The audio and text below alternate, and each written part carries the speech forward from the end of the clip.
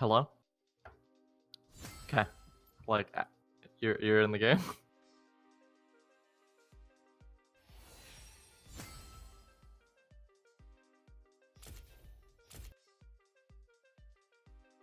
I don't know why that took so long. So I'm gonna guess I missed the Baron.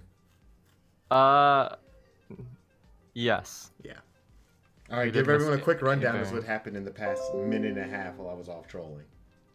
Um as we are back into this game, Trinimir is still making over aggressive plays. They were able to break the mid and bot lane inhibitor towers, but they haven't really gotten much. And again, this Caitlyn is scaling up to become a big raid boss here. That I don't think Trinimir can play over aggressively as he has been playing, too over aggressive like he's been playing in this game. This game is pretty even though the Gold League wouldn't say it. They're having good picks by the Camille, especially onto the enemy members. Oh my god, the guy gotta make a play. They're gonna have to look for this war play against Troy. They're gonna go for the bottom in him right here. Gonna knock it down one piece at a time. Thresh hits the hook wide left and wide of everybody. Gonna go for the flail on the bar instead. Graves getting a decent amount of damage. They're just pulling this team from different opposing threads. Camille gonna finally go in on somebody. Not fully commit though. Galio, everyone just so on the edge right here. Tryndamere looking to be the main pop-off. LeBlanc going in, getting an absolute deletion on a kiss on the lips, and this might be the straw that breaks the camel's back. Goes down right there.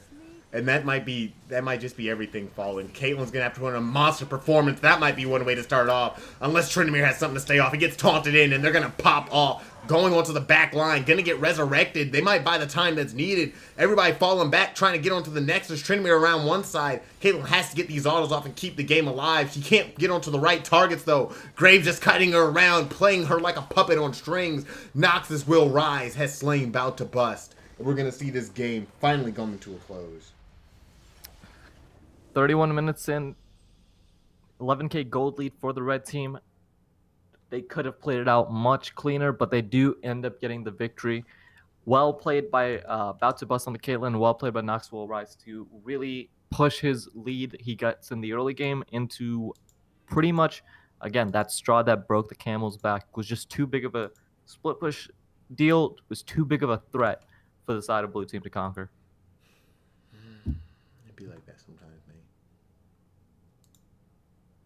So game one gonna be finished up just like that. Whale Hunters taking the dub fairly easily. Well, not fairly easily, because they did almost though. They could have won. They should have won that game at like 20, 21 minutes, if that. But Tryndamere decided he wanted to turbo it a little bit.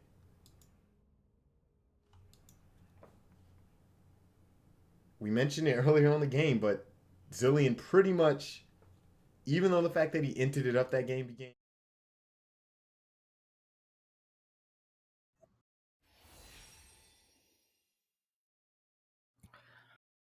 He was able to he got to that point, but just the big issue was that Baron buff and losing those inhibitor towers just didn't allow them to defend enough, and there needed to be somebody on this side of Dankest memers to just pull the trigger.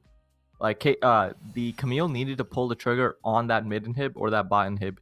The fact that they lost both inhib and then they tried to make the engage play, it was just too much. And if they don't get that engage off very cleanly to where Caitlyn is able to free hit, there's not much she can do in these fights.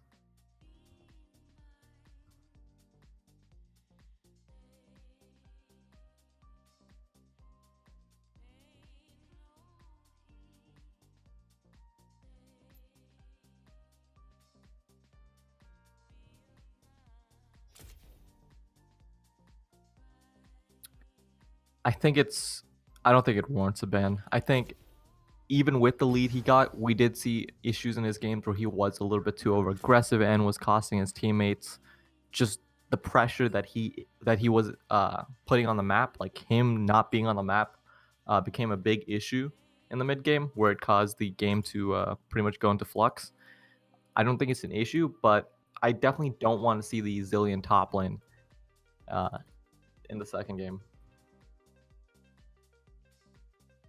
I think he played it fine. I was even gonna comment. He made the decision where he was actually maxing his E second just so he could get the largest slow anytime the Tryndamere dove him. And that was right when the Tryndamere went for that flash auto and killed him off in that bot lane inner tower. So I was gonna say that he was adapting well, but I don't think it was a pick that let him succeed in the game. Especially with the Spell Thieves nerf, the Frostmancy nerf, it just doesn't do enough anymore.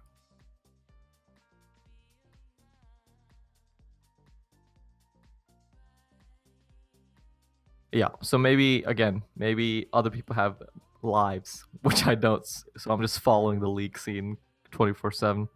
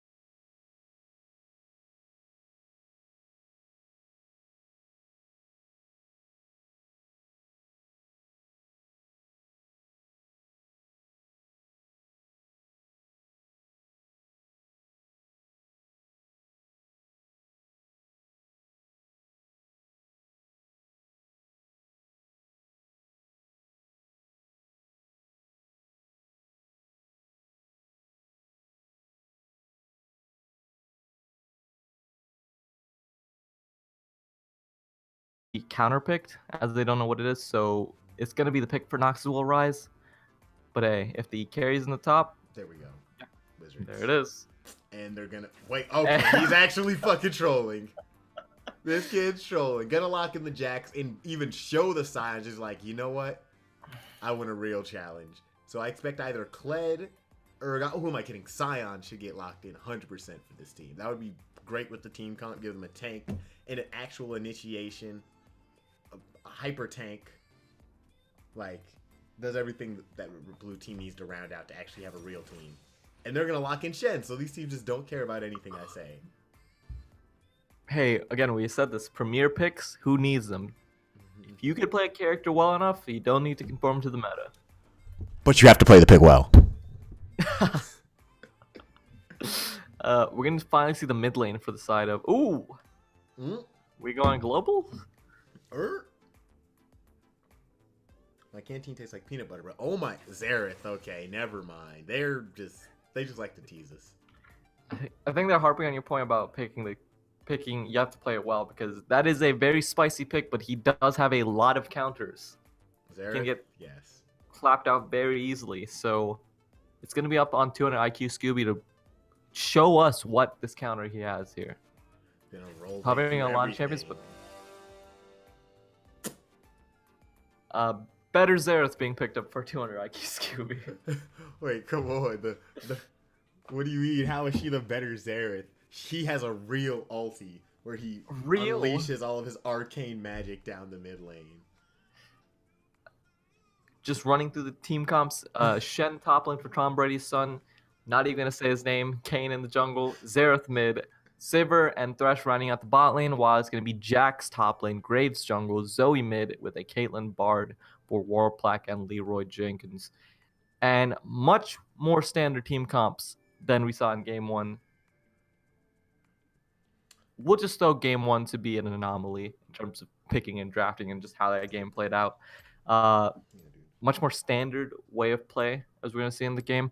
Both mid laners, lots of poke. Bot lane is just going to be kind of rough for the side of About to Bust and Kiss on the Lips, as they're going to be going against the Caitlyn matchup this time. And with Bard, he does not provide a lot of utility, but he does provide a lot of poke. So I do want to see how that lane shakes out, and Kane is most likely going to need to assist in that lane to make sure that not too many tower plates go over to the Caitlyn so she doesn't snowball too hard in this early game. Besides that, though, anything else you're looking for? I find it funny you mentioned poke, Bard. Maybe it's just because you're AD main and you tunnel in on the bottom lane. Like, we don't have a Zoe and a Xerath in this game. And for the side of red side, they don't really have any sort of sustain. They don't really have any sort of initiate, again, besides the Bard. This is very... I don't know what to really call this. Like, you know, we have the trinity of... We have the trinity of dive, poke, and sustain.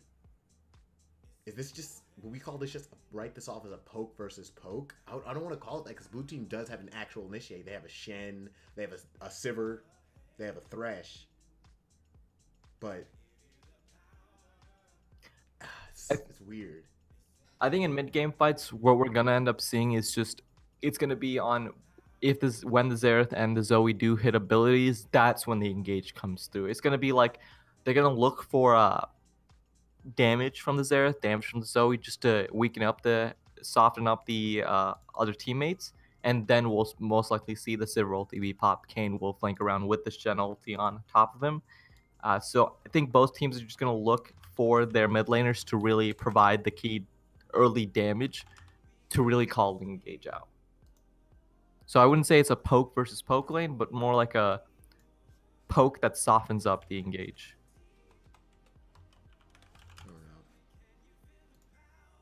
Well, I tried to use studio mode. I don't know why it's not studio moding, but it's all good, y'all.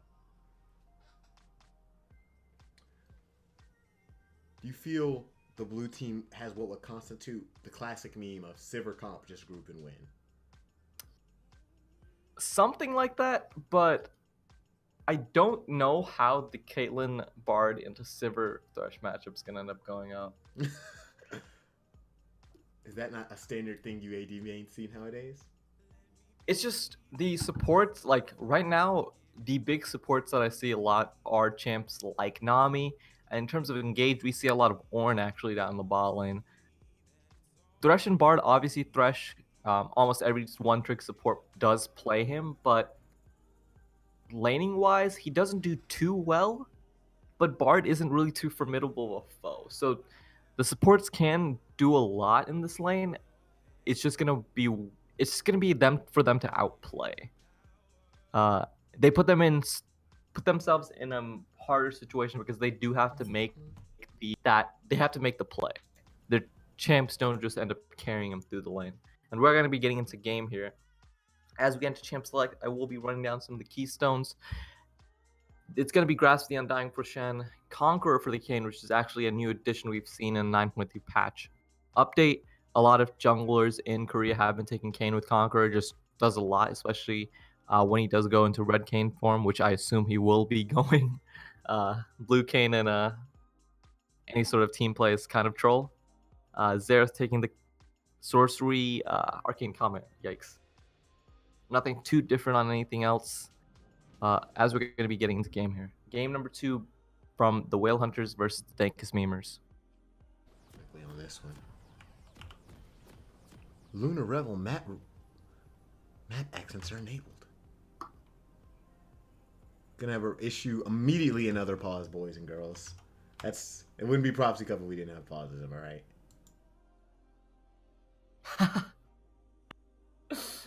Hey, scuffed production.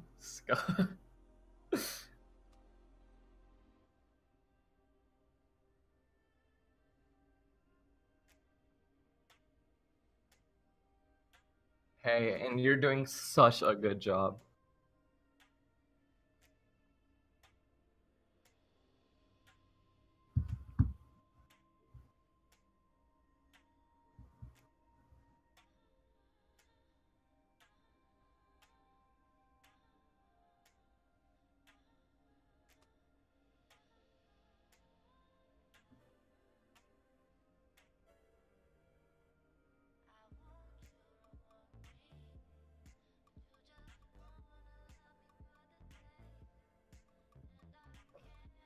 No, she takes Aerie now. She's been taking Aerie for a couple patches now. It just more consistent. She just does like a lot of her poke is like her Q's pretty spammable if you think about it. So it's not she's not really looking for too much of that Arcane Comet cooldown if she just can get more poke out.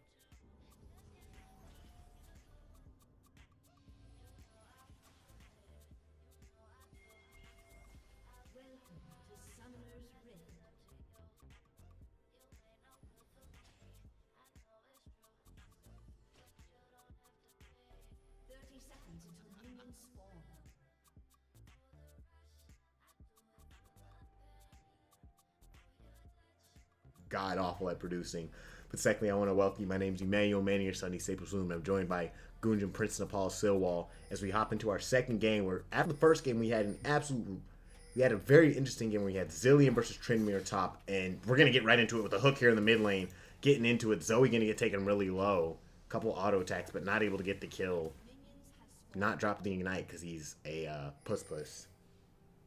Is gonna force her to back, and this will give Xerath most likely the control of the lane. Oh, he does stop her. This is huge. She either has to pop pots or she's gonna back and be very far behind in the level 2 rate. She's gonna recall. Good. She's gonna have to run the lane as quick as she can. Yep, good play by the Thresh to see that though. Surprised she was standing so far up. This is why I will beat every mid laner. Again, this is why you don't stand in mid lane. For one, because we already have a mid lane tower to give you vision. But then two, you don't stand that far up and to make yourself susceptible. At least you're going to sit in mid lane, sit under the tower. Yep. Again, you always think that maybe the enemy team is just wants to do a little bit of a dance break, but it's that time when you get pulled by the Thresh where you really regret it. Looks like she'll get to lane just in time. Xerath's going over to drop a ward so they can watch and see when Graves goes for blue, but Graves actually going to try and make the play to come down and take Summer's Vives blue. More likely, they're going to have the ward to see the play, so it's more likely just going to result in some vertical jungling happening. Nothing too Yep. fancy.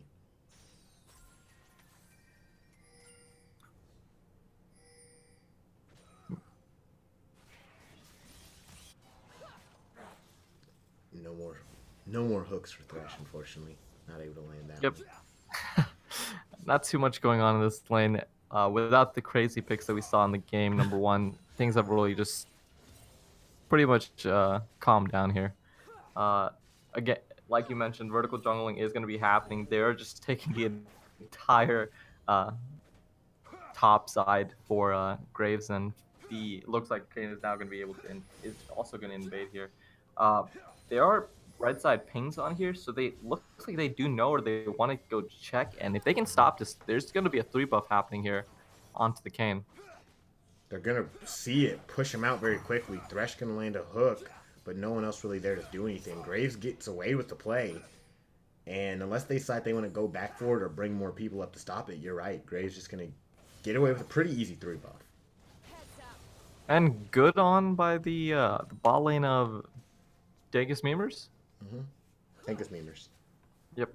Good on the Dankest memers bot lane to roam up and assist their jungler there. He obviously wasn't there, but making sure that he doesn't get his buff taken is going to allow him to propel himself, especially in the early game, because he's going to be able to take that. He took the entire top side of Kane, and he's going to be able to take his entire right side. So this is going to propel him pretty far in terms of CS, but Kane's going to make a play top. Gonna look for the play top here. He's gonna go come and get involved with this, do his best to get some ground first team, but not gonna really find too much. Jack's just gonna leap strike out and draw the Kane's attention and really just take him away from the jungle. Well, he doesn't have anything left, so good timing on that from him. He's gonna do a wraparound more than likely and look for gank 2 electric boogaloo. As the taunt lands right here, they're gonna go in, gonna look for the leap strike dodge. Kane coming through the wall. Jax has no points but to go for the play, and he's not gonna be able to pull it out in time. First blood over to Tom Brady's son. And good play by Tom Brady's son to really to get that first blood there. Jack should have not been that eager to take that fight there. Should have just tried to queue out. But he takes the fight and they get the first blood there. Good on Kane. He also gets a decent amount of his red form passive there. So the second he hits that red form, the better.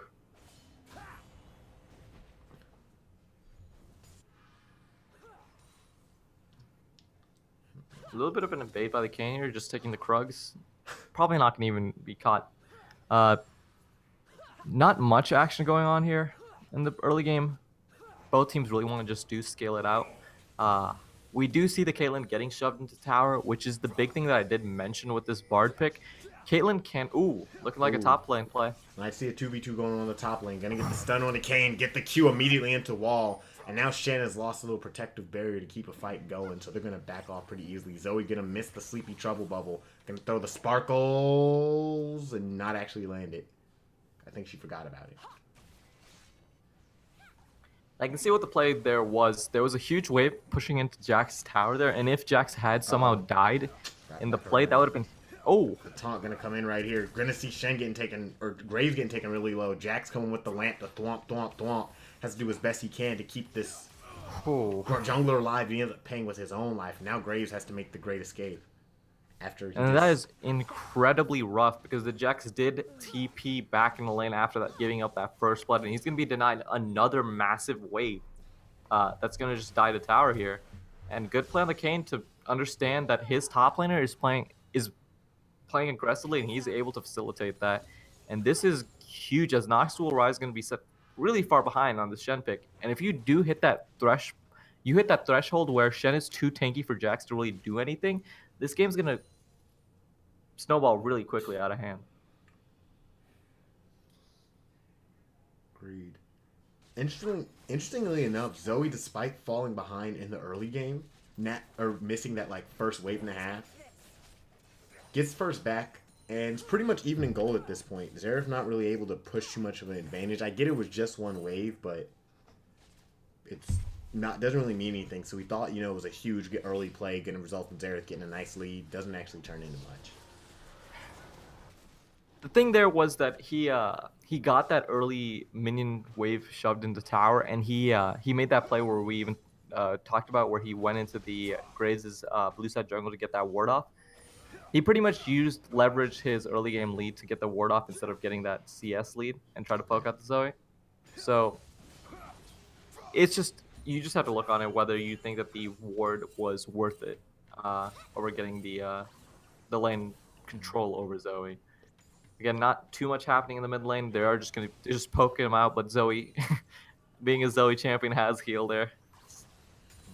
I mean, because he dropped the ward, but it ended up not really doing. All it did was let Kane know he was getting 3 buffed, or let him know 100%. Because Kane was probably like 90% sure he was going to get invaded by Graves. This just made 100% in his mind that he was going to lose his first red buff. So I feel like that wasn't the proper way to use that. But now we're going to see if they can show us the proper way to gank a lane. Shen going to have the ulti coming in real quick on the trigger right there to burn that out. Already down here.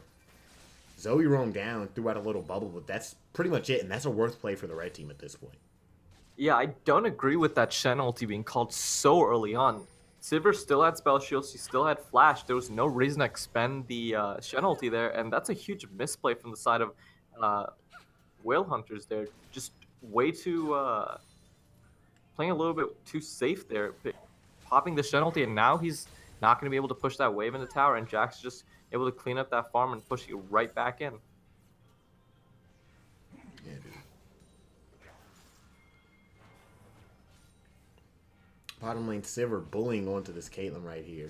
Got about a 2-wave CS lead over her. On the top side, they're pretty much he's even. baiting Gonna try it and bring so the pain. hard. Baiting him like a fish on a lure. Gonna take the fight to the death. Jax will get the kill, but he will pay for it with his life. Summer is a 5. Is going to get the kill onto Noxus will rise. Oh, no. Uh-oh, Zoe. No. Don't do it to him. Okay, she's not going to murder him. Yep, she doesn't get too much damage off there, but a little bit overeager. The wave was pounding pretty much the Shen, and the Jack should have known that was most likely to properly. If the enemy top laner runs up on you, tanking the entire enemy minion wave, he's probably baiting you into a play. Still is nice. Stop the Scuttle Crab, and they're going to look for a play. Those Sleepy Trouble Bubble on the Thresh. He's going to get stopped.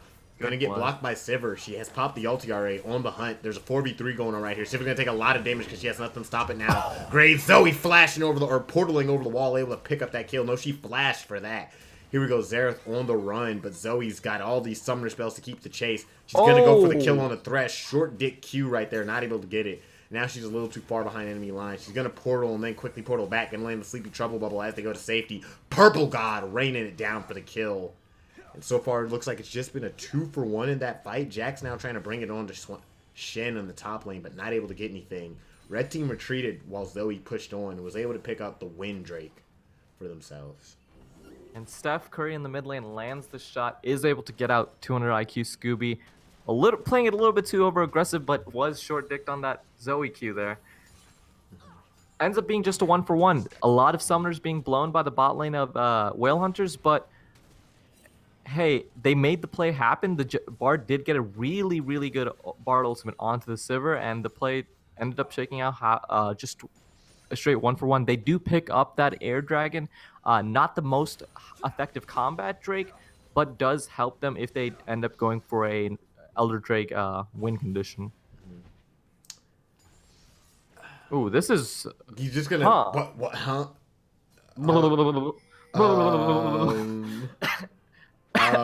There's actually nothing we can say to try and justify that or explain what just happened, because you all just saw the most awkward set of events, and now we're going to see them try and take the fight to him because they know he doesn't have the flash. Red can't get in the flash knock up.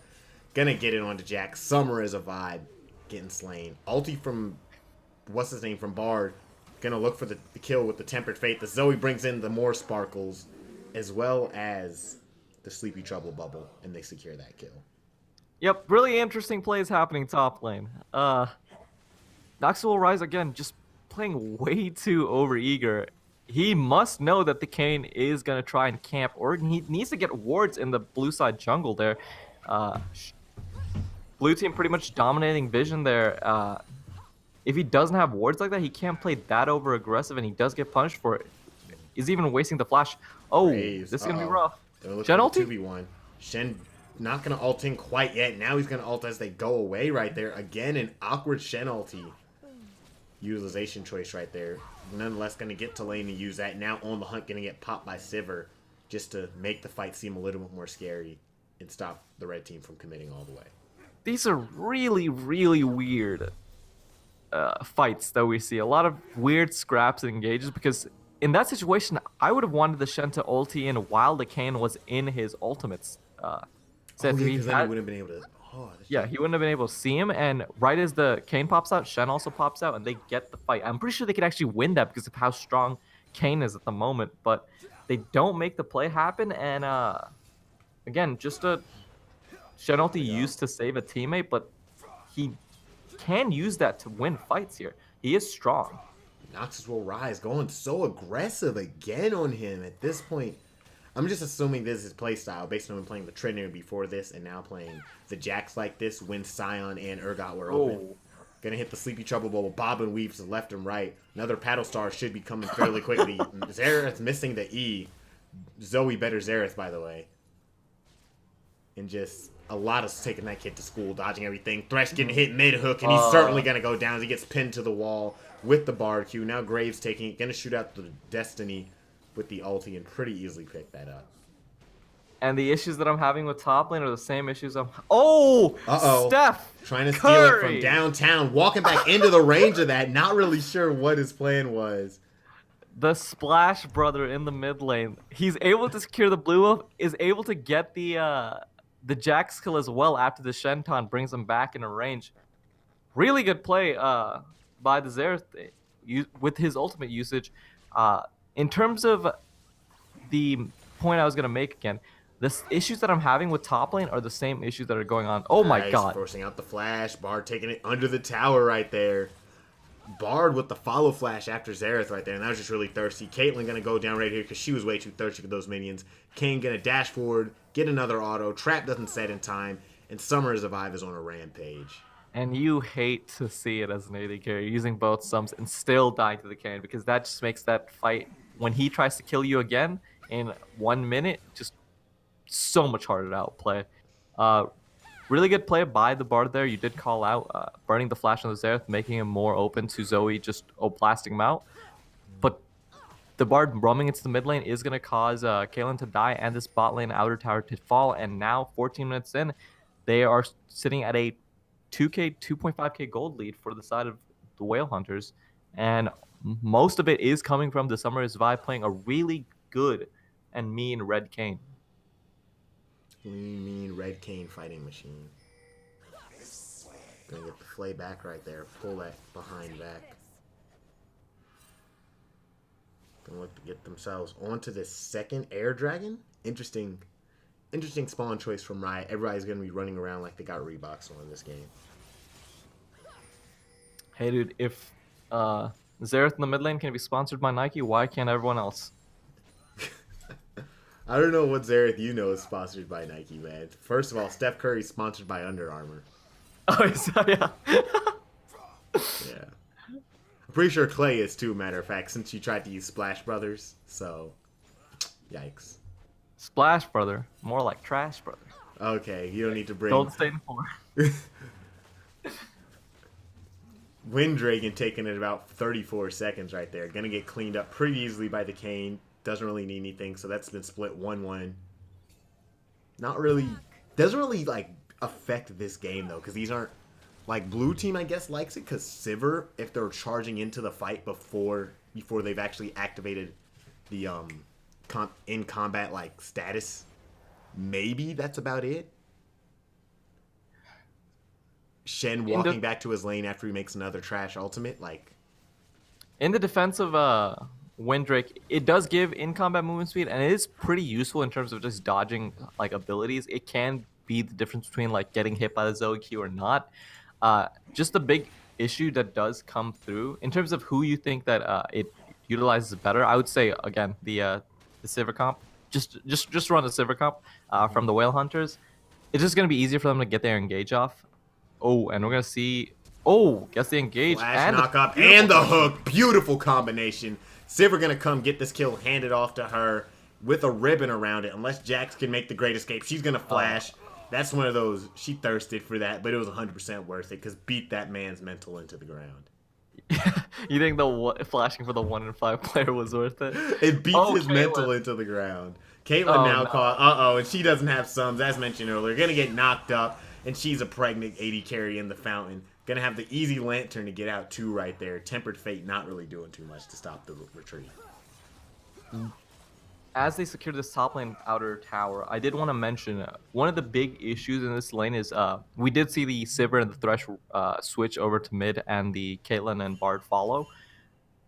The big problem whenever you have poke mages like this and really squishy mages like the Xerath and Zoe, when the AD carries do end up swapping in the mid lane, them going bot lane becomes a big issue because they are very squishy and they don't have any escapes. So if they ever get run down, they get run down hard.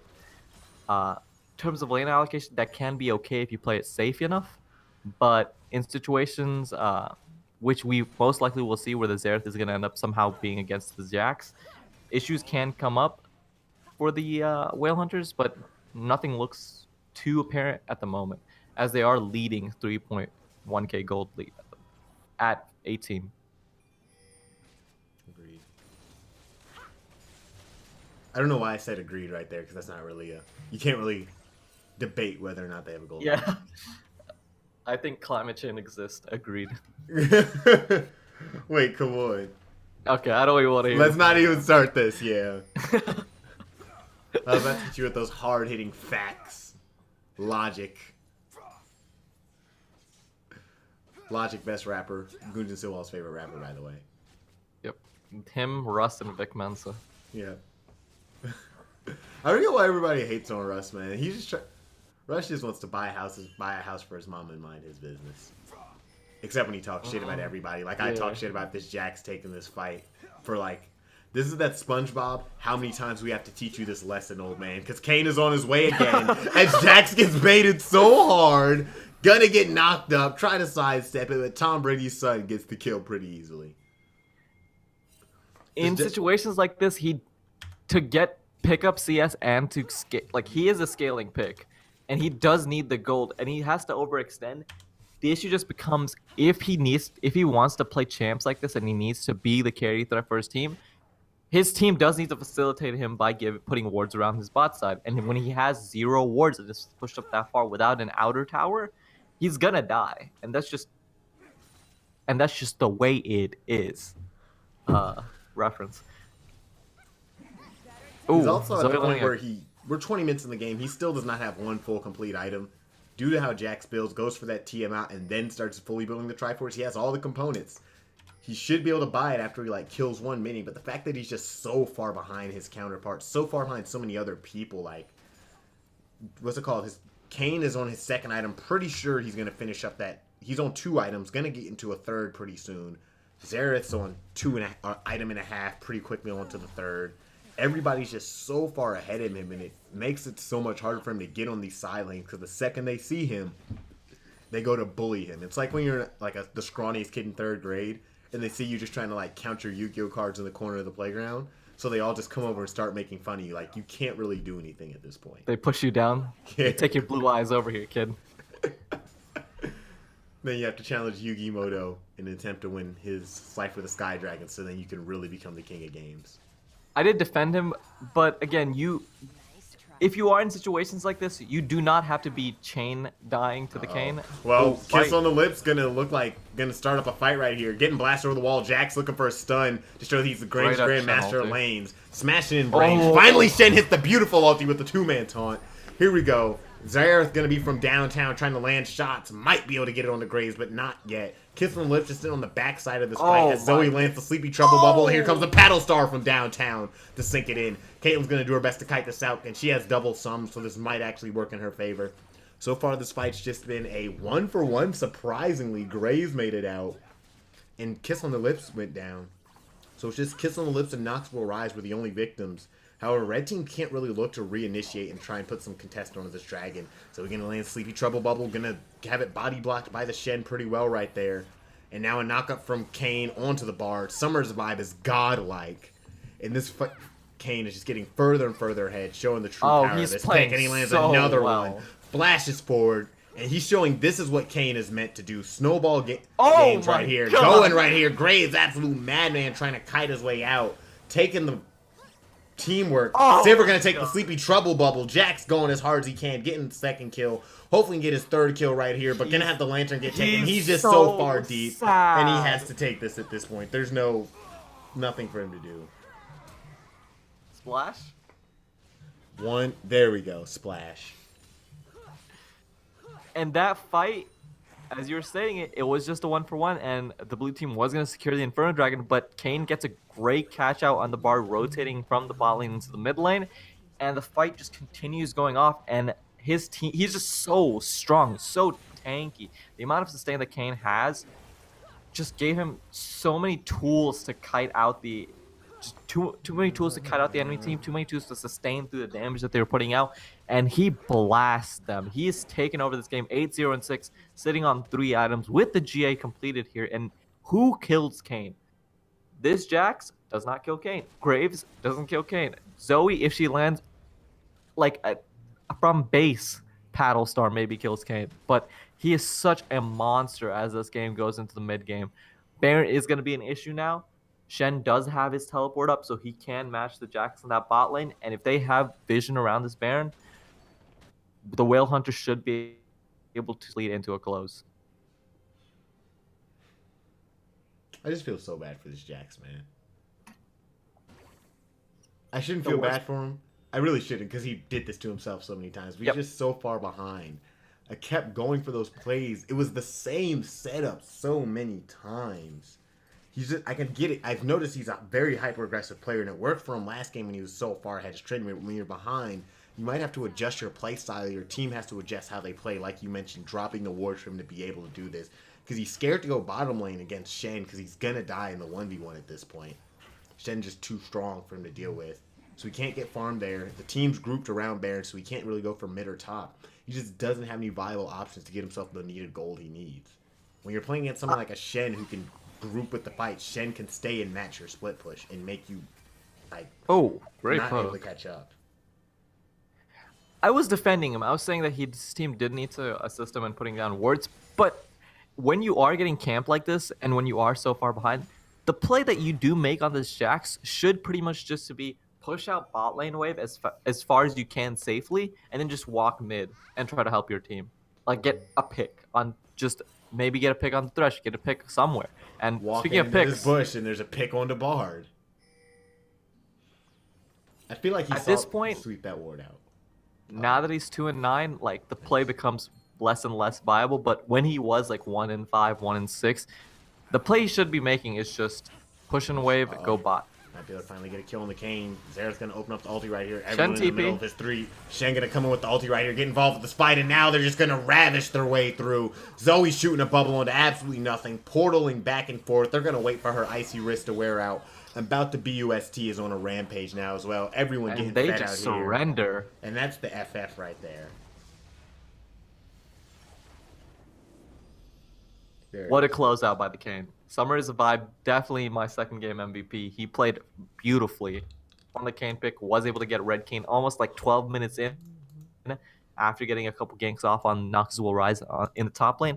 And he really showed why he's a very good player. Same dude. Hey, thanks. You're a good host. Thanks. Okay, now I know you're trolling. That was just, no one really had a good game right there. We joked, you made the comment in Champion Select that Zoe's just better Xerath. But in that game, Zoe was not in a position to be the better Xerath.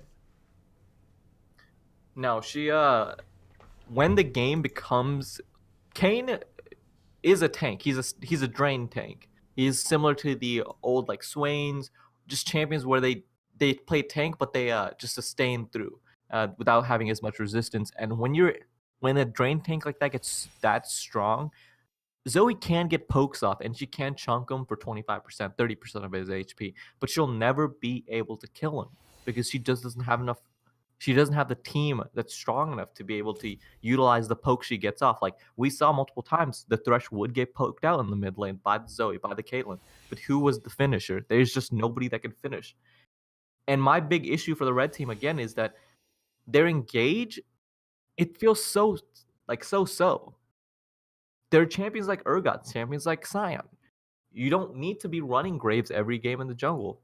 He's been playing it well enough, but make it easier on yourself. Don't make it so that you have to rely on Zoe getting bubbles out, have to rely on Bard getting 2-3 man ultis. Yep, League doesn't have to be so difficult.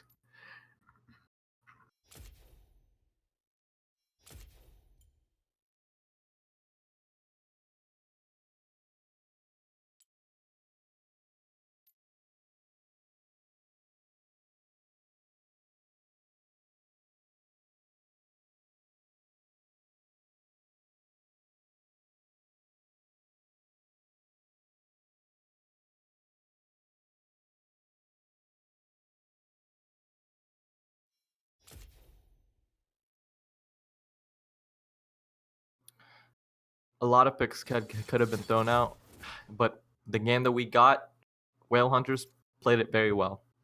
Samurai Survive again had a MVP level performance in that game. He carried it through. He got the early game lead. He was able to bully out the Jacks, pretty much shut down the big win condition that the Dankest memers were rocking there. And after he got rolling, there's much that was gonna. Are they? Huh. I'm in this lobby, but I'm just by myself. Huh.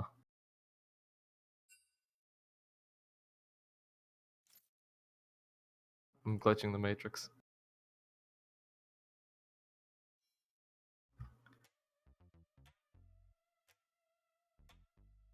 Huh.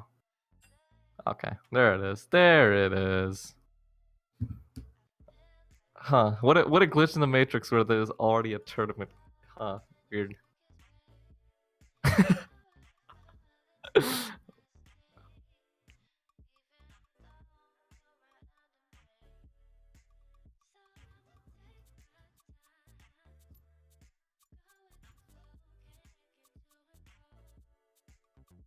Starts tomorrow. No, it starts Friday. 'Cause it's Friday and Saturday. Yeah.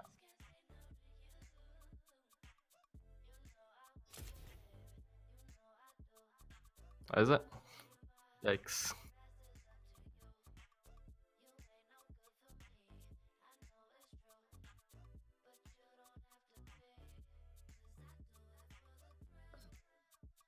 Rough pick.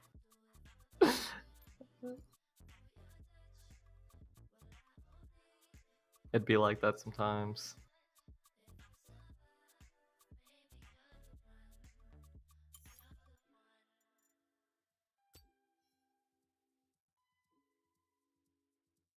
What did you?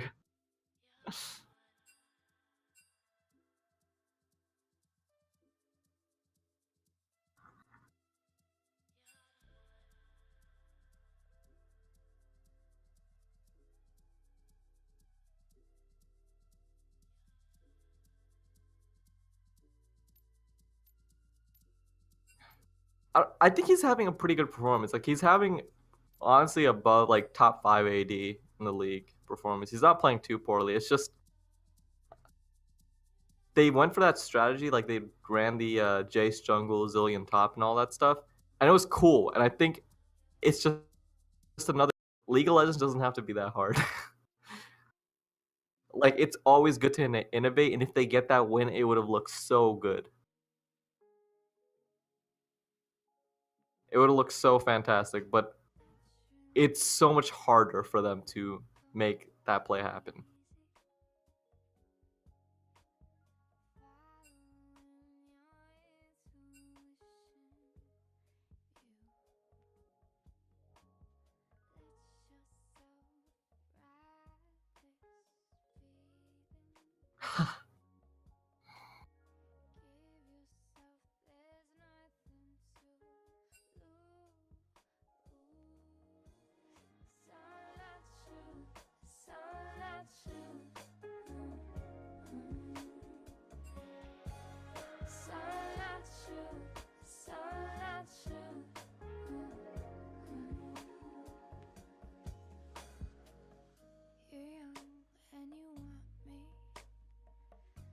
you keep your cool? Have you made love to a woman, loved like a fool? In the heat of Sedona, in the blue of a pool, we will push it forward.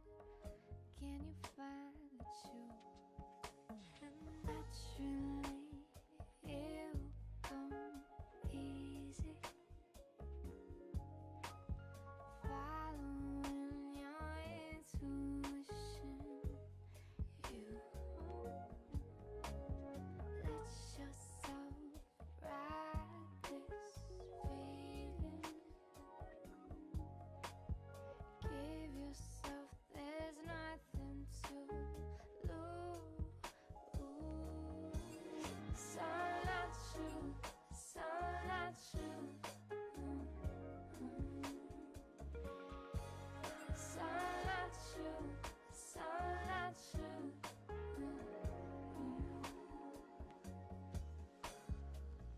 Boy, your blue eyes look sweet, but your grip is strong.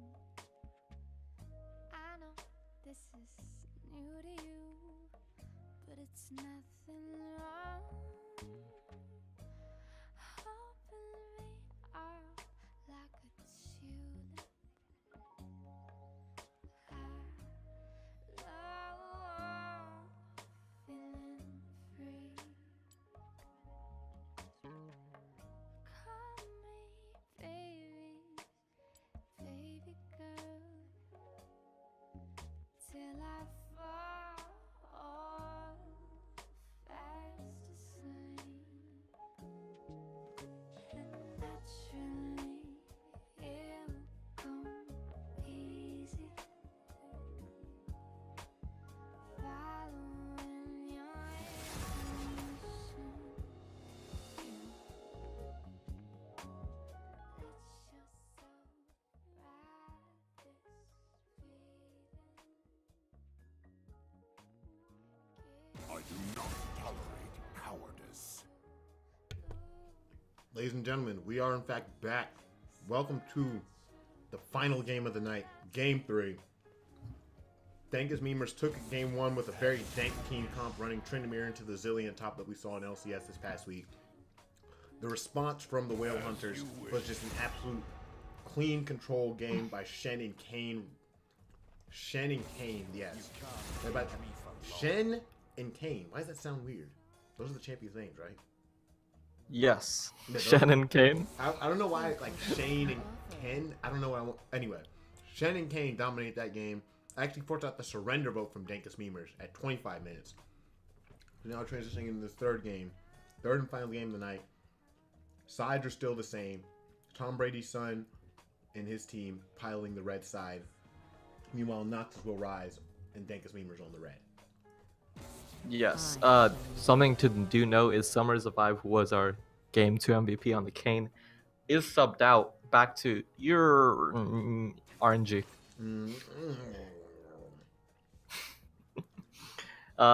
Thresh again being picked up first pick. It's a good pick. Not for him. too. Hey, if you win, you win. Do you want to see what the response is? The Jax pick obviously didn't work out in the second game, but that most likely isn't because of the champion, just because of how the play ended up happening. Sion finally going to be picked in the first round. Woo! Yay! All What every right. caster wants to see normally happen. You will never see us cheering for Sion ever again. This is the only time. Well, I'm a dirty Sion main, so I always cheer for Sion. Sion and Ezreal, two high-tier meta picks coming out from the Dankest Memers? What? Are you kidding me? Jinx gonna be hovered and might be picked up. Caitlyn was a staple pick in the first two games, so weird to see Jinx being picked up here, but maybe this is the pick they're gonna go for, and Jinx is locked in for about to bust. They can either try to pinch the mid lane pool by picking the mid lane for 200 IQ Scooby, or they can just try to give the counter pick. They are going to pick up the LeBlanc here, and most likely will pinch the mid lane pool, while the top lane's already picked. The jungle pool could be pinched, but there's so many jungle picks like the Nunu that's we've been seeing rising up. Picks like the Jarvan, the Camille, uh, who's been falling down just a little bit. Any of the tank junglers, Sejuani, we have not seen in this series at all, who's a very, very strong pick. End of the line. Graves being banned out. Ooh. Pigeon finally going to be being put on something besides just Graves here. Gonna be forced onto something else. And So I go. these picking bans, they seem a little, I feel like they're a little too reactive from the side of whale hunters. Let me at 'em. Like, I get it, that's what clapped you in the last game, or what you feel like clapped you, but think about why it was. Was it the execution, was it the pick itself? That was just too oppressive. Like, I don't feel like Xerath was too oppressive that you had to switch up that ban. I'm really surprised on the Jax ban there because the sign is already picked. That could just be a flex ban where they just say, "Oh, look, we're gonna ban that character you went 2-9 on," which I think is incredibly funny. But in terms of bans, obviously not the greatest to be banned out there. Lee Sin is gonna be picked up for Pigeon. Again, looking like an LCS team comp for the side of Dankest Memers. Maybe they're gonna turn it on right here. They said we were just messing around in the second game. We gotta turn it on. We need these casters to be casting 3-game series always, always. Remember when LCS did best of threes? Back in my day. Alawi gonna be, huh? That is sort of a counter pick to Sion. Yes.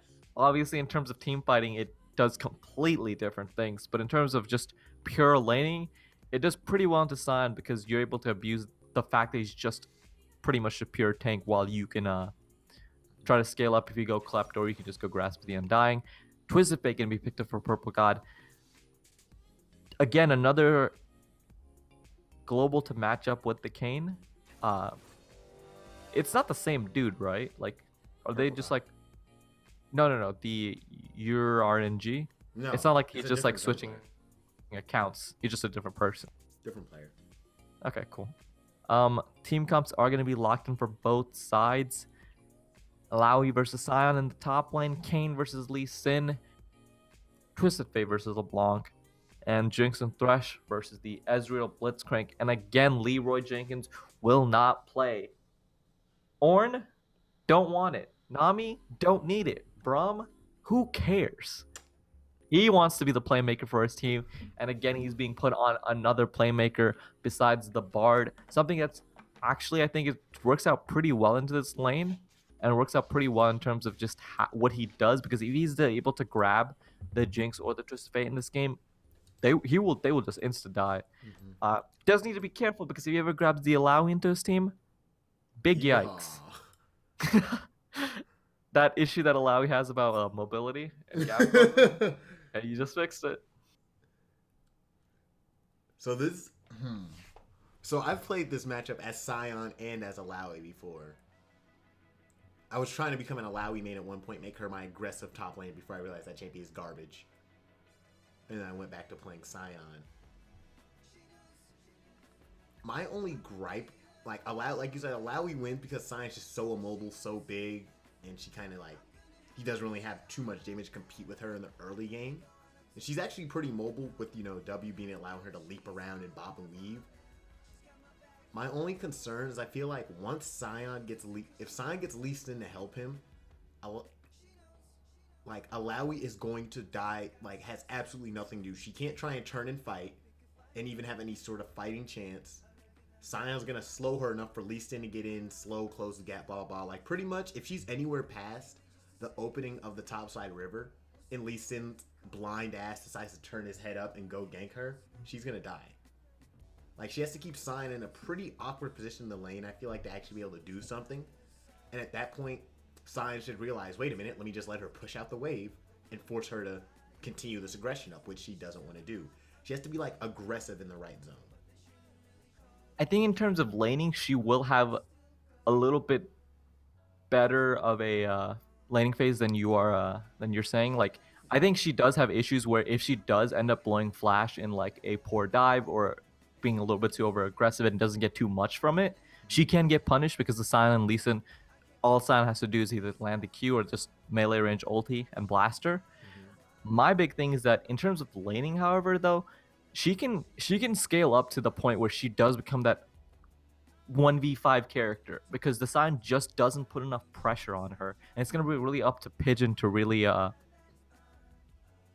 facilitate that top lane, like really have to hamper the Lowy scaling. My big thing is that in team fights, I did talk about this in like the games before. The barrier for like how like the execution in terms of the difference between Alawi and Sion are so different. Alawi has to consistently land her test of spirit. She has to consistently get either good flanks or good TPs to where she can get into like the middle of the fight, because the second she ultis, it's gonna just be disengaged party from the side of Dankest memers. For Sion though, he just ultis in. And there's not much that the side of Whale Hunters can really do in terms of dealing with him. Obviously, Thresh and Twisted Fate have a lot of CC, but if he gets into that backline, he's going to get a good amount of disruption off. He's going to allow his Ezreal and his LeBlanc to run amok. I feel like I could see some sort of play where Thresh lands the hook and Alawi just takes the real quick lantern to follow up and takes the ride into the team fight. That would be sweet. I can see something like that working, especially if Twisted Fate decides to go for some sort of Messiah play. I want to see That could Alawi happen. work as a champion is the thing. Like, I'm a Sion main, but I freaking hate watching Sion play because I know what's going to happen every single time, and it's so boring. But, like, there's nothing you can do about it. He's just so tanky, and he's just so safe. His laning phase is too... It's too binary. It's just like, in every Sion game, he's going to push the wave in, he's going to get tanky, and he's going to just run over you. Yes. Huh. Is that a bug? What? You know how I was saying, like, the year RNG player was jungling? Okay. Right now it shows Summer is a vibe as Wait, what King. the fuck? Did he just change his name mid-game or something? Wait, what the heck is happening? Right? Like, I'm not smoking anything. I'm No, clean. you're not. Maybe he just did like a name change during the series, so League is like bugging out, like figuring out what this dude's name is. I've seen Huh. somebody do that to BBM actually in Prophecy Cup. Gonna stack up here looking for an invade, but they're gonna on the other side. I think both teams are looking Yep. to go for the level 1, and neither's gonna find it. We're just gonna have an awkward, like, walk in a circle. The biggest brain play is if the blue team walks down into that river bush near the red buff and then flanks them. But you probably won't win a level 1 against the Sion Blitzcrank, so they don't even opt for it. Just No. looking for just all sticking together, make sure they don't caught out to the Blitzcrank hook. Nothing much happening in terms of keystones. Tom's Brady's son did opt for the this is Yeah, Scion Q does a pretty good amount of damage level 1. Also, you know, very strong knockup. But they're not going to get any sort of fight. Everybody just awkward. Really, both Yep. these teams have some really good level 1s, actually. Because Blitzcrank's Scion, Twisted Fate, Thresh. Huh. Oh, well. Yep. Nothing too big gonna happen. In terms of keystones, I did want to mention Alawi did take the Kleptomancy up top. She's going for scaling. She doesn't take the Grasp of the Undying for the raw like 1v1 ability. She's taking the Klepto so she can scale as this game does go on, and it's gonna be as we mentioned, it's gonna be up to Pigeon to put that pressure against her in the top side, or she's just gonna become the monster we've seen in multiple solo queue games that we've all encountered, where Alawi, you're like, I can kill her, and then she just keeps healing. You're like, I can't kill her. I'm curious, what's your opinion on... I've done this a couple times, theory crafting, but I'm a bad Alawi player, and Alawi's... Yeah. But what's your opinion on... Okay, nice sidestep from Ez, avoids a level 2 fight. On Conqueror Alawi. Because her E, Touch of Spirit, does activate it, and the damage will be true. Just like this fight is truly happening here in the bottom lane. Taking it out the long way. Blitzcrank gonna fake the E, and that's gonna force out the heal as you'll get pulled back in. And way too eager McBeaver right there from about to BUST. And now he's out of heal. Yeah, that's again, just a really weird set of events happened. Like, neither team wanted to go too hard for it because obviously, if the Blitzcrank doesn't ignite, that means he's not trying to kill. Uh, so Blitzcrank doesn't really go too aggressive for it. He lands the hook on the Thresh, but then Bout to Bust just pops the heal way too early. And we've seen that happen from multiple players in the series where they just are a little bit, they're playing a little bit too safe. And I don't know if you can do that. Like, obviously, it's too safe is never. Like, you can never be too safe, but in situations like that, you don't. There's no way Thresh dies. So losing the summoner there can cost her in the upcoming 2v2s. Ooh, Lee Sin down here, but so is Kane. Kane's down here as well. We're probably gonna see the 3v3 erupting. Oh, Kane what a gonna get the play. easy. Oh, swapping of the junglers with the hooks, but Lee Sin will go down to the ignite. Now the question is, can they find anything on the backside? Blitzcrank is pretty not helpful after he misses the hook. He's gonna flash over to LeBlanc, the hero, and she comes in to save the day. Gets onto this Jinx as she chases down Leroy Jenkins. He's on the backside of the pit, get hit by the wild cards. Wasn't able to get out of the way of that, and it looks like it ends up just being a 2 for 2? 2 for 2 globally. 2 for 2. Good on the LeBlanc to get down there faster than the TF. She had the priority and she was able to get down. That looked really bad because the Thresh actually outplayed the absolute crap out of the Lee Sin there. He was able to flay and stop the Q, the second cast of his Q, and he just bops him. But with the LeBlanc roaming, oh my god, what's happening? Okay. Uh, So, note to Alawi, if you're going to pull in a Touch of Spirit, I've seen this trade happen like 4 times now. She pulls in Sign with the Touch of Spirit, he charges up the Decimating Smash, and he knocks her up in the air as she's like so busy pounding away at his soul that she gets knocked up really hard. big play there. Pull the test of spirit. Walk to the left a little bit. To the, Just so you need to follow the Beyonce advice. oh, Move to the Blitzcrank's left, here, to and the left. so is LeBlanc. LeBlanc's gonna be able to get over this wall. Hook, gonna pull him in. Not able to get anything because TF shows that Chinese gold card. What type of skin is that? It's the Blood Moon, yeah. Okay, yeah, so I wasn't just being completely racist. Yeah. Actually like that I skin. didn't realize that Blood Moon and Luna Revel is the same thing though. So Are they not? No, not at all. Okay. Feels bad, man. Well, get me, boys. I'm a racist. And Sign used the Q early, so now she can do like she wants and smack away at this soul of his. Don't think she'll be able to fully get the damage. He's going to charge up a second Decimating Smash.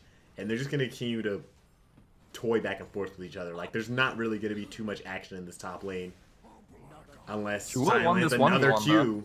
Oh no, She Sign hit has 6. level 6. He's going to charge in, get the ultimate right there. Unstoppable Onslaught. Kane has to come to the rescue.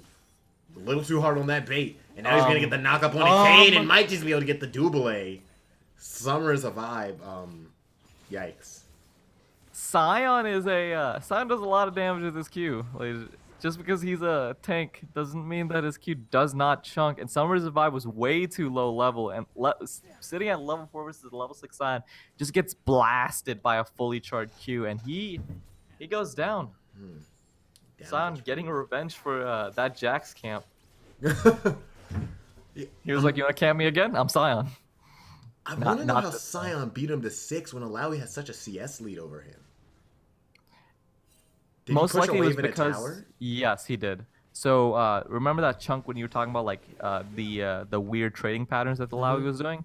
There was a wave that was pushed into the tower because the Lawi had to back and then teleport back in. Okay. Scion was able to just come back in the lane, missing 0 minions. Obviously, in terms of like minions, in terms of CS, Alawi's leading, but in terms of XP, the Alawi was just a little bit far behind due to the wave that was shoved in. And She then- is really far ahead in terms of gold, though, because of the Klepta. Not too far ahead, but like 100-ish. really far, boys. Got Okay. me excited. The Klepto is doing work. If she had grass, maybe the kills do come through. Maybe the Conqueror also does come through, but she's able to do it well. You did ask the question when I think Conqueror is good for Alawi, or if it is. I think it's a solid choice.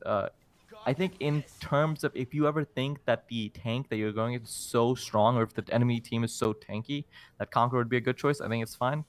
The big thing is that in lane matchups where you think it's difficult, you go grasp. In lane matchups where you think you can just farm out, you go klepto. If you want to just You play then what's Conquer for? The even it's lanes? it's not for anything, honestly, because you'd rather just scale on the WoW. Oh, beautiful hook right there. Warplat gonna have to No flash level away. 6 though. No level 6. Feels bad. She might hit 6 here and try to go for the Jinx rocket. The SMD rocket. Yep. Scion ulting back to top lane. Unstoppable onslaught. And that's pretty much what it's going to be good for him if he doesn't have TP. Just rush back to lane so he doesn't miss this wave. Yep. Still staying pretty close in farm. Obviously, Alawi's going to lead in this way. Sion's missed a decent amount of waves. Ooh, good back stop. Up by about 16 farm, but she has to walk back to lane. Sion's going to do it. Sion's pretty good at pushing wave, a fully charged decimating smash, and then Plus the eating through the Sunfire wave, Cape. and then Sunfire Cape. He gets the whole wave. He's going to push that in and then destroy any of these tentacles along the way. Tentacles look like unrolled condoms when Alawi's not there. What a comment. Lee Sin gonna look for this fight, and now Pigeon showing him how to bully after all the work Summer survived in. Misses the Q, flashes away from the Blitzcrank hook, pushing him away. Gonna have to SMD rocket from downtown. Jinx able to get that. What a fantastic close by About to Bust there. In In a lot of these situations, even though we talk about good roams by the Thresh and by About to Bust with a great rocket there, Scooby, TF always can feels, he do it? Ooh, Oh my god, that was disgusting. Gonna go down. rough. That was a beautiful prediction from Hook from him.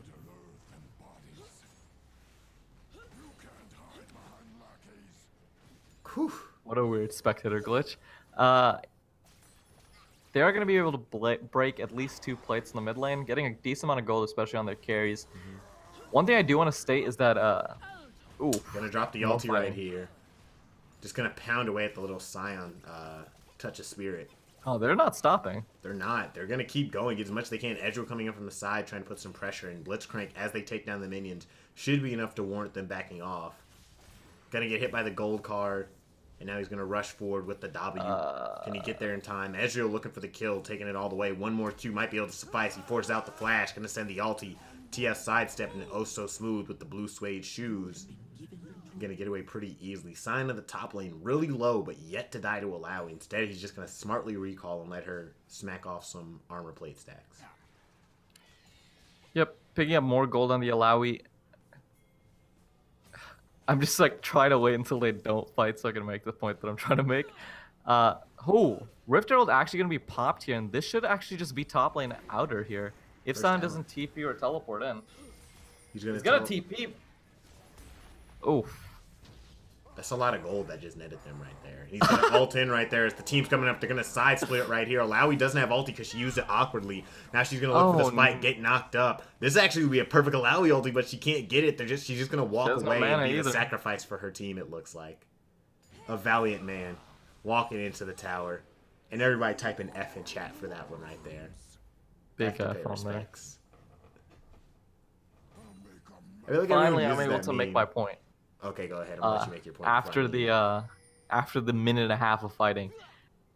Big thing to note in a lot of these fights, LeBlanc always seems to be getting to the fights earlier than the TF, and obviously that's due just to oh my god. Oh, okay. TF just gonna get collapsed. So I'm gonna throw out the gold card. Not even get the chance to do it before Ezreal shifts on top of him and gets the Great play shutdown by Ez. handed over. Great play by Ez right there. Hasn't it? Oh, Oh, the I was hook gonna pull Alawi from under her tower. She's gonna drop the ulti, do the do or die duel right here. Take the fight on a Scion, and they're just gonna walk away from this. Still gets hit by the Scion Q because that visual bug, he XD. And she saves herself from the dive with pretty much just the cost of ulti. I think that's fair. Yep. Not too bad. This will give the blue team, Whale Hunters, the chance to get this Cloud Dragon if they do want to, but Kane is sitting up top, so probably not going to happen. They do have a lot of vision for that Cloud Dragon, though. If you can see, 1, 2, 3, 4, 5 wards being dropped down. Blitz recalling on top of a ward. Gonna cancel his recall, so they're gonna see this. Yep. Speaking of vision, Ooh. oh, nice hook right there. Might be able to start off. Gold card gonna chain it in. Lee Sin can't ward hop away from this, and he's gonna get the kick. See if he can get to LeBlanc for support. The second ignite is surely gonna get the kill right there. If one doesn't work, two will get it done.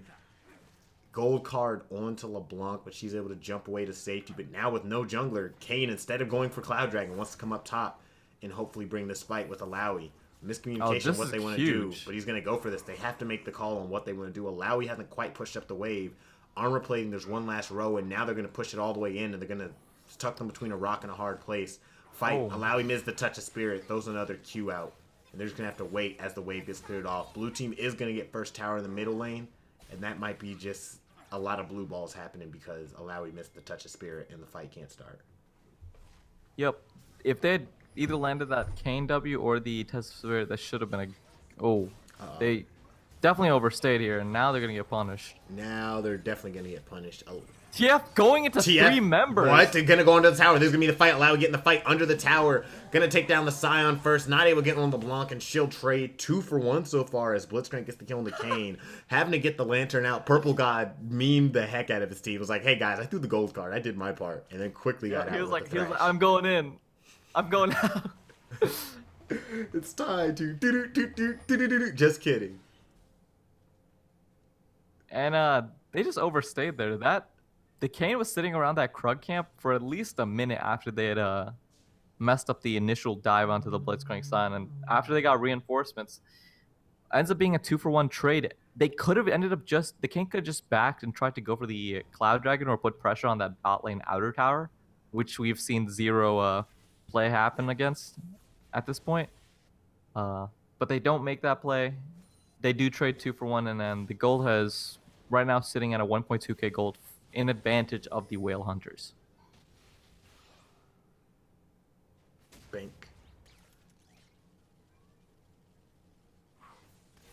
Here we go. Over the wall. Flashing away. Flaying his way to safety. They're going to try and bring the pain. Going to land the hook on a Blitzcrank, and he's certainly going to go down unless he flashes out of the box like he tried right there. 3-on-3 on the bottom lane so far, but it's not looking too good for this red side in terms of if they want to look for this fight. We'll go on to Ezreal. Kane trying to reevaluate and come through the wall again. Ezreal sitting at about 350 health. Kane going through again, now going to get onto Lee Sin on the backside. They're going to go under the tower. Ezreal doing his best to kite back. He pops the heal. Kane slashes into Pigeon kick. Nice kick right there. Keeps him alive. Going to follow it up onto the Kane. The Ezreal ulti, it's so low. Thresh getting the kill right there with that nice E passive. But they've gotten one kill and they're going to get the second one. Jinx absolutely not involved in that fight in any way, shape, or form. Means Ezreal just getting a double kill handed to him pretty easily.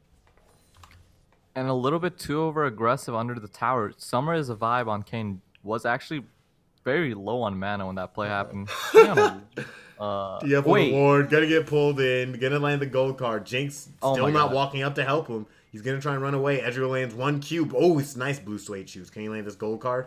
Ezreal lands the auto attack, so it doesn't matter.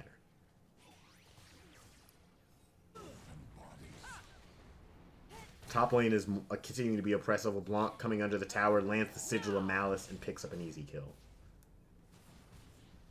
And Ezreal picking up, what was there, 3 kills? 3 kills. That's huge for the side of Dankest memers. That's a lot of gold going on. Ezreal, who's become a very strong carry as the meta is shaped out in Season 9. I think just a little bit over-aggressive. Again, both teams have had issues where they just try to keep making the play happen. Uh-oh. Sion ulti coming in. Huh. Huh.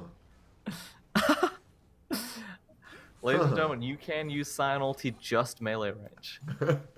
If you the damage between him melee ranging it and him like 2 more feet is not that big of a difference. Wait, come on.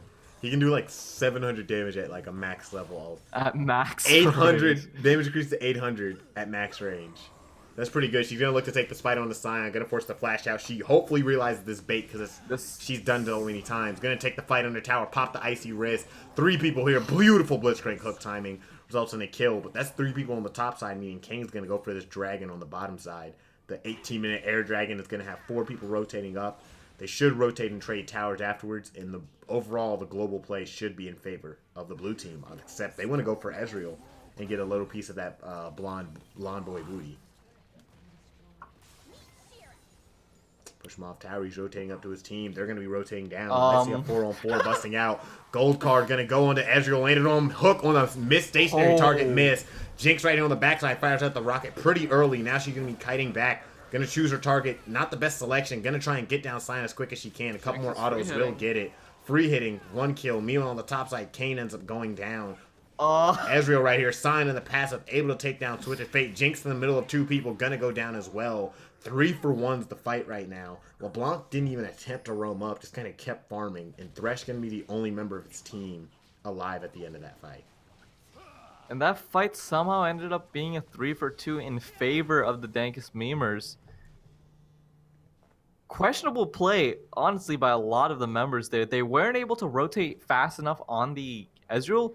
I'm really confused why, in this game, from what I've counted, we've only seen 1 Twisted Fate ulti in 18 minutes. And you picked Twisted Fate for that roam pressure, for that ultimate usage to assist side lanes, but we just have not seen it at all in this game. Alawi's going to get collapsed on here by the LeBlanc and Ezreal. LeBlanc, Ezreal, and Sion charging in with the unstoppable onslaught. LeBlanc most definitely going to double distortion to try and close the gap. Alawi has a tower to get back to, so she should be able to get out safely. And just nice right-clicking towards her tower. She's able to get away, but the point I mentioned, Twisted Fate has not had a lot of like map plays this game. He is sitting at 4-3-2, a respectable KDA, but in terms of just ultimate usage and what he's been doing in this game, it feels a little bit bad in comparison to LeBlanc. We're going to take the fight or the Sion. I'm going to make another comment at TF after this as they go. Going to keep Wing on. Ezreal's made his way down. Now there's going to be a big fight. She's going to drop it on to the Sion passive. Everyone walking into the ghouls. They're going to back off, reevaluate this fight afterwards. Here we go. Kane deciding he wants to slice a little bit into Ezreal. His team has to get under tower to help him out. Sion going to sidestep. TF going to throw the gold card. They're trading tower aggro pretty well so far. Sion going to go down. The tank is not the person you want to be putting so many resources into diving. Kane finally gets it, but at what cost? 3-for-1. All for the tank, and he definitely is going to say that's worth. And just way too over-aggressive. The TF is not a champion that's going to be able to go through to cut through the Sion there, and they just lose on almost all sides of the map. They lose the 3-for-1. They're going to end up losing mid-inner tower as well. They trade for top inner, but is that really worth... Oh, minions might be a little bit rough here. No. They're going to just have to wait for the second wave, yeah. Nice SMG Oh my rocket. god. Wait. Blitzcrank. Okay, stop trolling. He might pay with his life. Shouldn't, unless Thresh goes for the big He's going to boy slow play. down. Oh, yeah, he is. Oh, nice sidestep. Good dodge. But yeah, why expend so many resources to kill the Sion? He was able to stay alive for so ridiculously long with the help of Ezreal and LeBlanc. And you're talking about the tower tanking. After the Kane went into ultimate and had lost tower aggro, the person that tower tanked it next was actually the Twisted Fate. He went into tower, took 800 damage from the tower, and then proceeded to die. Yeah. TF very far behind in CS right now. Playing a champion that has pretty good wave clear built into him with the wild cards as well as the AoE pick a card and then the mana sustain pick a card, but not able to translate that into effective farming this game. Maybe because LeBlanc had priority, hadn't pushed under tower so much, but even still, he's just very far. He had not hit 100 CS. We're at 21 and a half minutes. That's a yikers. Yep. It just doesn't feel like he's comfortable on the pick for him. There's something off. Like, in most matchups with TF against LeBlanc, you kind of want to go Merc Dreads because she does so much magic damage early, and you're always scared that she can burst you out. He didn't get punished for it, but that kind of just shows how comfortable he is on the pick and how much he's practiced it here. Sion's coming in. Sion going to come in with the unstoppable onslaught. The team's going to take a split decision of who they want to go for the fight for. Kane doing his best to get the knockup. Thresh over here to have his back. Lantern gets taken to reposition the fight. Jinx get a beautiful insect in the middle of the team, and she's deleted by 200 IQ Scoob. Now here we go, getting the knockup on the Thresh. Slicing and dicing through the team. Kane can't find too much. That's the second person down. That's the third person down pretty soon. Unless Alawi stops. I don't know why Alawi isn't dead. Kane somehow made his way out of the fight, so Alawi died instead. Twisted Fate trying to walk his way up, but he's going to get bring that ass here boy by Blitzcrank. and that's a 4-for-nothing, excuse me, with all those members down. Red team's gonna look to start up this Baron. And what a beautiful insect by Pigeon there. Super clean, was able to knock the Jinx, who's probably the only damage threat at this point. Illaoi is super far behind. The Twisted Fate falling super far behind in terms of CS, not able to do much against the super tank of Sion. Able to do much against, not even able to hit the Ezreal in most situations. And if the Jinx goes down in team fights like that, we see how. Oh my god. Whoa, huge Q right there. Gonna EO into her, get another auto attack. Thresh has to come to her rescue, save her. Now Sion, she needs to not get hit by this. He's so tanky. He's just building straight armor because he does not care about this Twisted Fate. No. When the damage profile of a team is so heavily AD focused and the magic damage player, like the person that's piloting the Twisted Fate, isn't doing well, Sion can just go into Thornmail next or Randuin's. And if he goes into Randuin's, it's gonna be a gross tank of this Jinx. We're gonna have to see like an epic performance come out from the Jinx here. And we might not see that. She gets hooked in and knocked up again. LeBlanc and Blitzcrank collapsing in, doing the best they can. Kane might be able to get the kill on the backside. Thresh fleeing away, not able to land the hook. Kane just going way too deep right here. Holy cannoli. Going over the wall. He's going to send them on the Great Escape. Try and get a kill on LeBlanc, but if she keeps her distance, she should be fine. Trying to get on to... Wait, why is he fighting Gromp? He dies. He wasn't able to get his Q over the wall. You know, in some games, I think to like all my when people like flame people, they're like, "What are you doing?" And the response to that always is, "I'm doing the best I can." And a lot of the players on the Whale Hunters are just doing the best they can, but the item disparity is just ridiculous. Ezreal's sitting on 3 items. LeBlanc's sitting on 2 fully completed items with the needlessly large rod. Sion is a uber tank with the magic damage on the side of Whale Hunters just not pretty much being non-existent. And this game, if this Baron does go down for the side of Dankest memers, they should be able to close out with this. Should be able to. Gonna do their best to try and contest this. They do have that one minion wave in the top side, kind of a threat. TF pops the ulti to give the team global vision. That's really enough to scare the red team off of this. Let blue team hopefully get in and try and take some of this vision back. I don't agree with Lee Sin being the person contesting this wave, but You don't need. if they don't really don't want to even threaten around the Baron here. Oh, Close. close only counts in horseshoes and hand grenades. I would say close is even better in hand grenades. I don't know. I feel like if you land it directly on top of the guy, you'll do a pretty good job at getting rid of him. Yeah, but do you really want to get rid of the guy? Or do you just want to maim him? Actually, no. If you land him directly under him, there have been cases where there's guys with guy with Medal of Honor who he dove on top of the grenade with his body armor. And lived? He lived. Huh. Quite a few cases of like one person diving on top of the grenade and living. So it's possible. So maybe you're right. Close is better. Illaoi gonna take it pretty close to trying to do damage to Sion, but she actually doesn't because Sion is just so disgustingly tanky. Nope. Sion actually has the healing reduction from the Bramble Vest as well, so it's that big thing that Illaoi has where she's able to drain tank from the Sion it's really not happening here. Gonna drop the ulti, get a decent amount because she has all this stuff out. Now that he finally lets it drop off. But meanwhile, they're dancing around this Baron yet again. Sion has the ulti, doesn't have teleport. Illaoi has teleport. They started up and backed off again. She's gonna get knocked up, and now he's gonna start the fight up with her. Like you said, she can't really drain tank as well. Has a lot of tentacles around, surprisingly, so she can do some decent damage. Obviously, she can't drain tank. Wait, can but she get the Sion kill? Yeah, Sion can't keep getting hit by every single test of spirit that she throws out. That's Sion That's ulting also away. a big there. Yeah, Sion's gonna ult away, not have teleport for about 30 more seconds. If blue team wants to start this is the window for them. I don't know if they know this teleport timer like we do. Gonna get onto this pink ward and just to dance around for vision right now. Minion wave for bot blue. Why is Lee Sin going to clear this?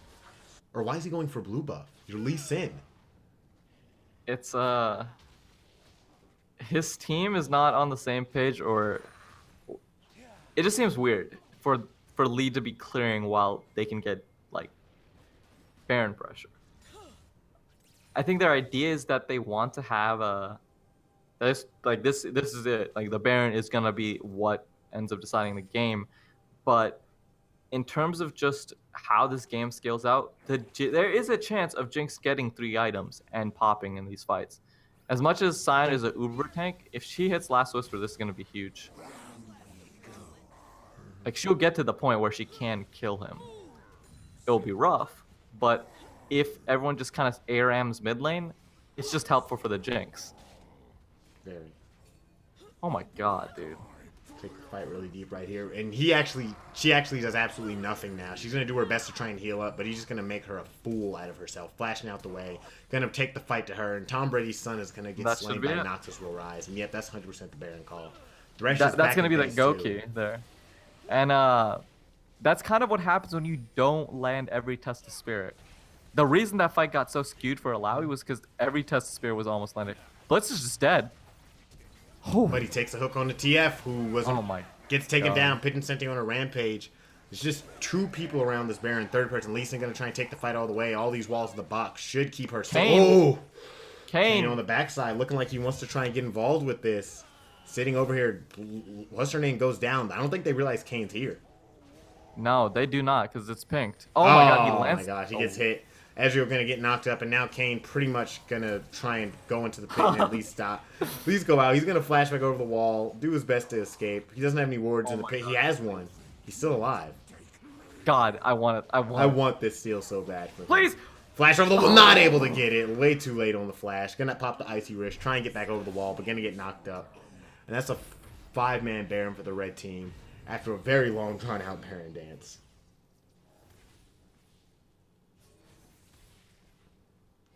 And that Baron dance was rough on both sides, but the Dankest members do end up picking it up on all 5 members. Sion now is sitting on Thornmail.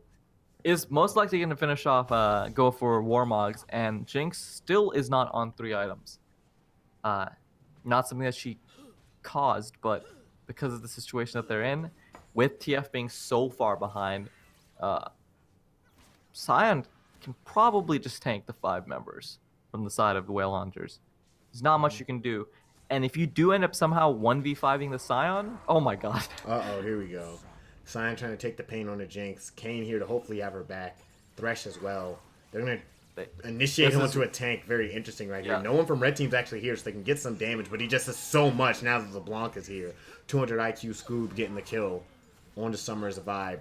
Ocean Dragon getting taken while this is going on, and now the rest of the team's going to rotate. Sion's been poked out, but in all, it doesn't mean anything because his team still has the global advantage. Ezreal getting hooked, has to use the cleanse to escape that. That was very close from him. And this is the manliest way of engaging team fights. Running at them with Blitzcrank. Running at them is... Gets the hook, pulls TF back. He's going to try and do his best to sidestep and stall the inevitable. But Blitzcrank just going to keep running at him. Gold card gets him under tower. They might actually be able to get on a sign and bind something. Nice icy wrist right there. LeBlanc going for the double distortion on a Jinx. They're fighting under a very awkward tower to be fighting under. Doing their best. Jinx going to pick a target and choose Sion. Kane coming in, gets the knockup, and they might be able to get a kill. But Jinx goes down on the backside. TF doing his best to stay alive. He gets 1 kill. LeBlanc chain kills him off on the second side. That's the 3rd person going down. And the only person left at this point is Alawi. She's going to recall to try and heal back up, but this game might be too little too late. Her and Thresh are going to have to pull off an absolute miracle. If you want to see a godly Alawi ulti, this is the time we're going to have to see it. She doesn't land any Touch of Spirit, so 1 tower goes down. The second, she's going to miss it again. 2nd tower looks like it's going to go down, and this is going to have to be her moment right here. Doesn't even get to pop the ulti, just goes down. Thresh trying to buy time, make people be like, hey guys, boost your KDA, chase me off. And they're actually going to go for it, get the kill, and now they're going to go back, claim the Nexus, claim the game, and that's going to be our series handed over right there. Good game, well played, to the side of the Dank Memers. They're going to take the series tonight 2-1. Yep, closing it out with a 12k gold lead. Good play. Honestly, from both teams. There are just some issues in terms of the macro, especially in the mid game where players didn't look like they were on the same page with each other. but there are issues that you can fix up just by simply talking about the game. Uh, again, Sion is a pretty good champion. We didn't see him in game 1. We didn't see him in game 3. He fell through the entire draft. Not pick, not ban. Game 3, he shows why he's a premier top laner. And just overall good play. Just it looked like Purple God was just outmatched in the mid lane. You stated it yourself. He was falling super far behind CS. And when you're against a tank and you are the only magic damage threat, you have to do well. You have to pick something that you're comfortable on. And if you're not too comfortable on the Twisted Fate, maybe go back to the Xerath pick. He looked really good on it in game number 2.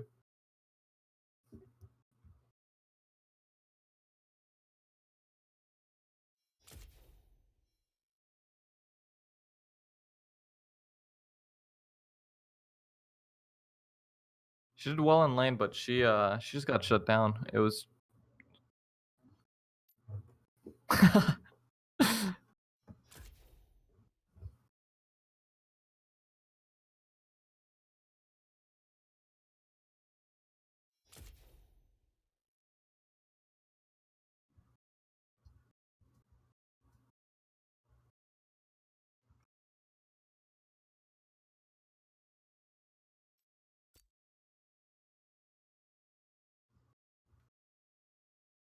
Hey, sometimes it's the what are you doing? I'm doing the best that I can.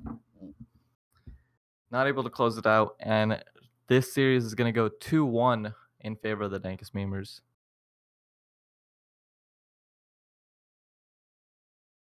Are we getting a someone in here, or are we good? Okay. Fine. Yikes. Competing against the bottom team in the East. Yikes.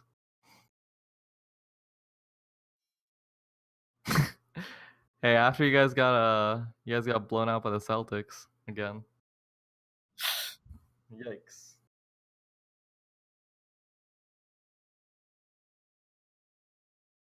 Because you guys are bad.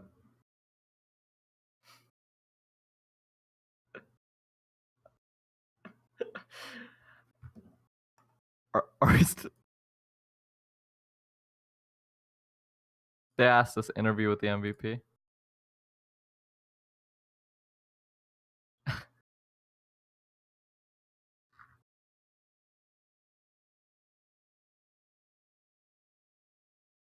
Hey, if you okay, on with that.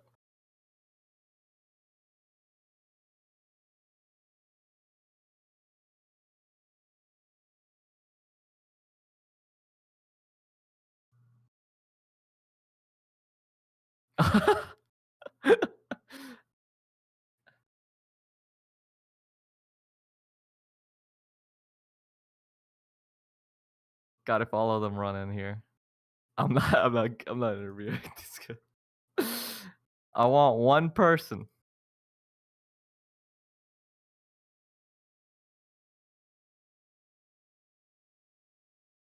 Dankest memories, yes.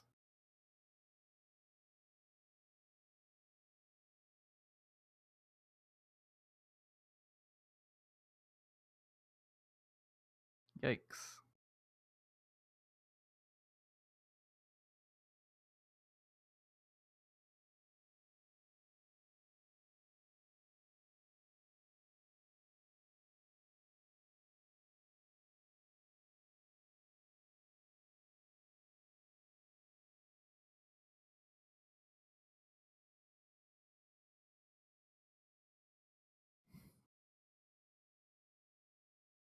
Where'd you put it?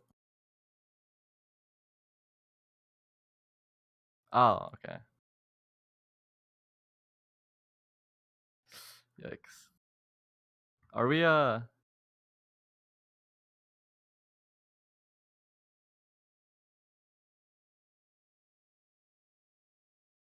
hey, if they don't want it, we're not giving it. I'm fine with we had a great series tonight. I enjoyed all of the games. Could have been cleaner, but I know both teams will clean it up in the end. My name has been Prince of Nepal, your favorite color caster. You're a grind lord of a color caster, and my best friend, Manny or Sunny.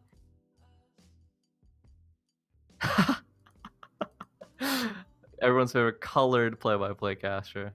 And that's gonna be from us tonight. Hope you guys have a great night. Stay pretty.